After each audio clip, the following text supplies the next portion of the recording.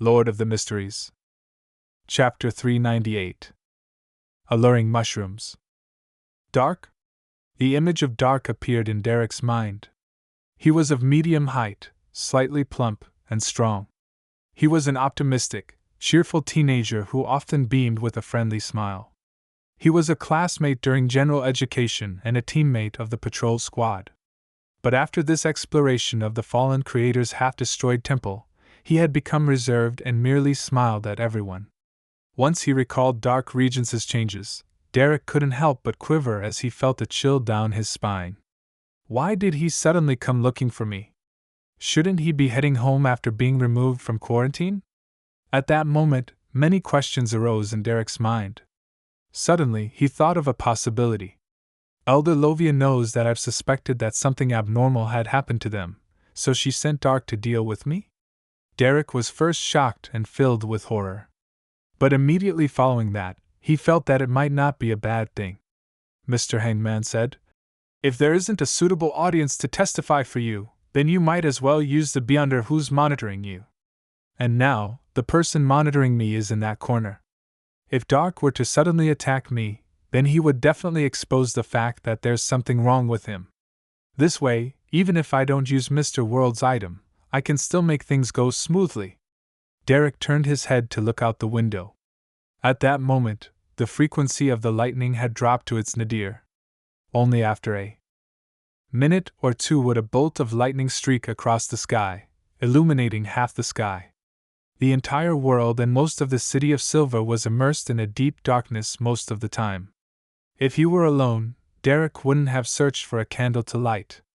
He liked to lie quietly in bed and think about all sorts of things. Of course, he knew that this was actually rather dangerous. If there was no light to dispel the darkness, then monsters could suddenly appear, even within the city of Silver. However, Derek was a light suppliant himself, so he came equipped with the attribute of light and wasn't afraid of something similar happening. Knock! Knock! Knock! Dark knocked 3 more times, as if urging the master of the house to open the door. He wasn't like that before. He was very polite. Derek suddenly felt a deep sense of sorrow. He took out a candle from a wooden box and placed it in the middle of the table. He then rubbed his fingers, creating a golden flame. The flame lit the candle, filling the room with a faint but warm glow, and this was accompanied by a faint, pungent aroma. The candles in the city of Silver were mainly made from the fat and oil refined from the bodies of monsters. They would have different smells due to their different origins. After taking a deep breath, Derek walked to the door with a strong sense of vigilance and opened it. "What took you so long?" Dark asked with a smile. "I was looking for candles," Derek replied. He didn't dare to leave his back to the other party, and he chose to walk side by side with Dark. With his classmate and teammate, he walked back to the table and took their respective seats. "Do you want to try some of these recently dried doom fruits?" Dark asked with a smile as he removed a small cloth bag from his waist. Doom fruits were one of the very rare snacks in the city of Silver. It came from a plant called the doom blood vine, a type of organism that didn't need light to grow. It grew by absorbing the nutrients from rotten corpses. It had a tendency to attack and was considered quite a common weak monster. Every doom blood vine had many thumb-sized black fruits, which could be eaten directly. They were crispy and sweet, but they were unable to fill one's stomach and didn't provide the necessary nutrients. They could only be used as a daily snack. The merit points received from a single patrol could be exchanged for several large bags of them. "No, there's no need." Derek shook his head cautiously. "All right then." Dark poured out a pile of black fruit from the bag, picked one up, and popped it into his mouth before noisily munching on it. Derek thought for a moment and took the initiative to ask, "Did you encounter any monsters in the underground area of the temple?" Dark stopped chewing and answered with a smile. "There were quite a few of them, but they weren't that powerful. They were easily eliminated by us. That place was destroyed for a long time, so the powerful monsters probably left a long time ago." He paused for a second, then he said with the corners of his mouth curled, "We found some strange plants at the bottom of the temple. They looked like mushrooms in the general knowledge class. They were especially bright and looked very appetizing. It's been confirmed that they're edible. They can bring about an enhancement in one's spirituality and strengthen one's body. If it's combined with roasted monsters, then it will emit an unimaginable fragrance. As he said that, he took out a palm-sized mushroom-shaped object from another small cloth bag. The stem was milky white, and the cap was bright crystalline red. It was also dotted with dark golden spots. The mere sight of the plant made Derek gulp a mouthful of saliva, as though he had been starving for days. Under the illumination of the dim candlelight, the beautiful mushroom-shaped object had an alluring luster that whet his appetite in an irresistible fashion. "Here's one for you." Dark smiled warmly. Okay. Derek almost took action immediately as he picked up the mushroom-shaped plant to stuff it into his mouth, but in the end, he forced himself to open his mouth and say, "I'll give it a try tomorrow." Dark didn't say anything else. He pushed the mushroom in front of Derek and continued to eat his doomed fruits. With great difficulty, Derek moved his gaze away from the mushroom and asked, "Did you make any discoveries on this expedition?" "Yes." Dark paused his snack eating and held a black doomed fruit, replying extremely seriously. "We found a lot of murals, a continuous series of murals. Do you remember that statue in the temple?" "Yes." Derek shot a glance at the mushroom and nodded. "A huge cross with a naked man nailed to it while hanging upside down, and its surface was deliberately smeared with a lot of blood." Dark fiddled with the doomed fruit in his hand and said, "The newly discovered murals tell us that the builders of the temple believed that the statue represented the Lord who created everything, the omnipotent and omniscient God. They believe that the Lord didn't abandon this land, but instead helped us shoulder the vast majority of our sins when the cataclysm came, thus turning from an upright position to upside down, from walking freely to being nailed to the cross and bleeding in our stead. God's grace knows no bounds. We are not the abandoned, but instead, the beloved chosen ones. Without the Lord bearing our sins and shedding blood in our stead, the city of silver would have been destroyed long ago. Humans would have long ceased to exist. But in the outside world, in the lone kingdom where Mr. Hangman, Miss Justice, and the others are located, there are no curses, no extreme darkness, no monsters lurking in darkness. We aren't the chosen ones who are beloved."